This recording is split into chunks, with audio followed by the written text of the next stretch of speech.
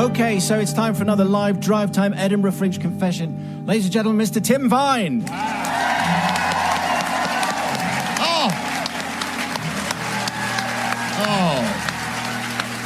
Unaccustomed as you are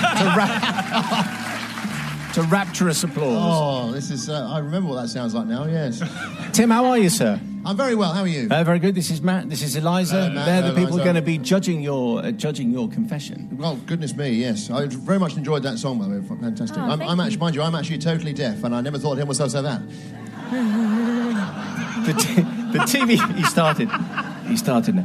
TV chat Yes. show is your big gig here this year. Yes, it's a chat show where I bring people out of the audience and I interview them about things, well, about themselves. It's hilarious on a good day. Tuesdays. But is it actually always about you? Yeah, kind of. No, I just sort of crowbar a few jokes in and, along the way. Give me a profession, see if I've got a joke about it.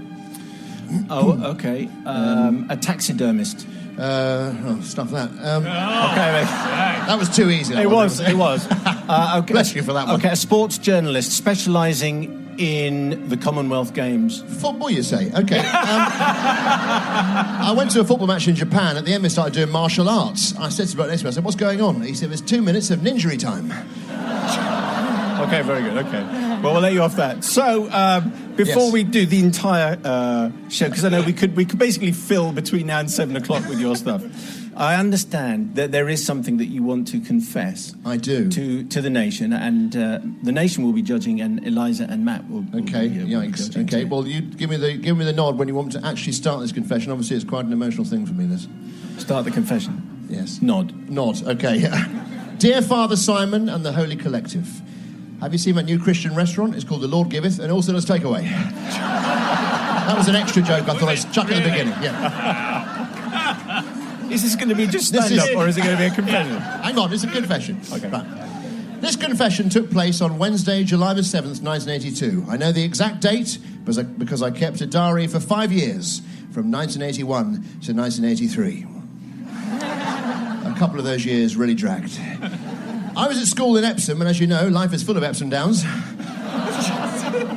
Also at my school was the broadcaster and journalist Jeremy Vine, who coincidentally had the same surname as I did. And even more coincidentally, the same parents. I was 16 at the time of the event in question, and my brother was 17. We were your average teenagers of the 80s. Jeremy liked Elvis Costello, Joy Division, and David Bowie, whereas I liked Jim Reeves and the Muppets.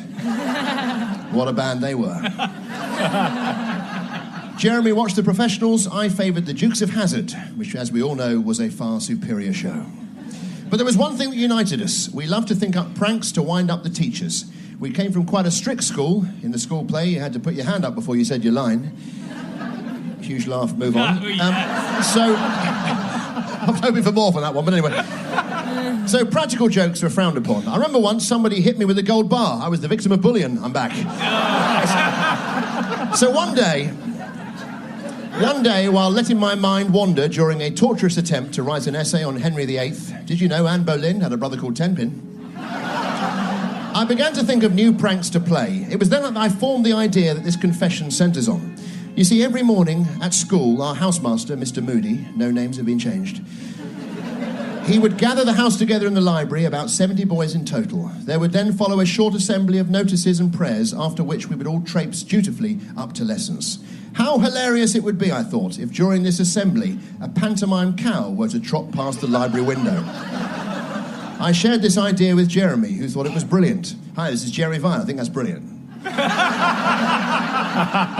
Quite how the next part of the scheme proceeded, I can't really remember, but suffice to say it was decided that the front of the cow would be Jeremy, and the back of the cow would be not me, but Jeremy's friend called Titch, who weirdly was a boy of average height.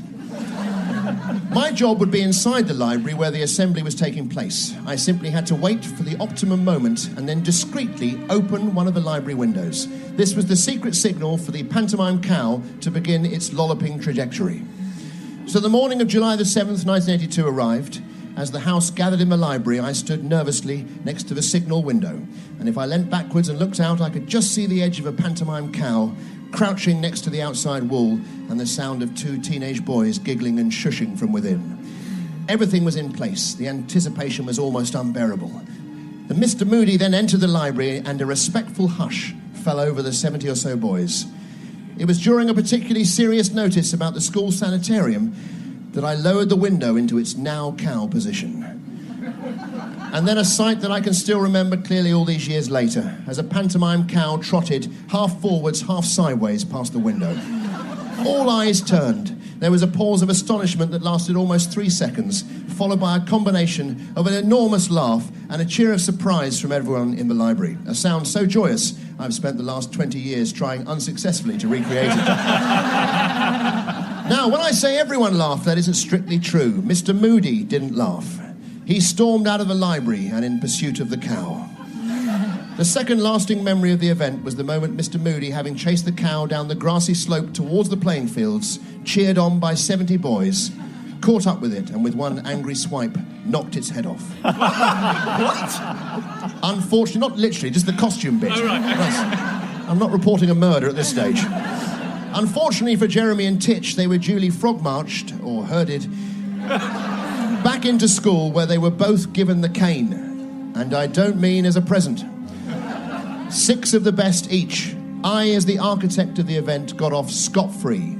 So, Father Simon and the Holy Collective, I would like to ask forgiveness for encouraging my brother, the very respected journalist and broadcaster, Mr. Jeremy Vine, to do something he was caned for, while I received no punishment whatsoever.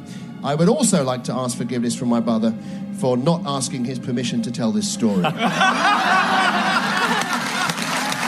Tim Vine.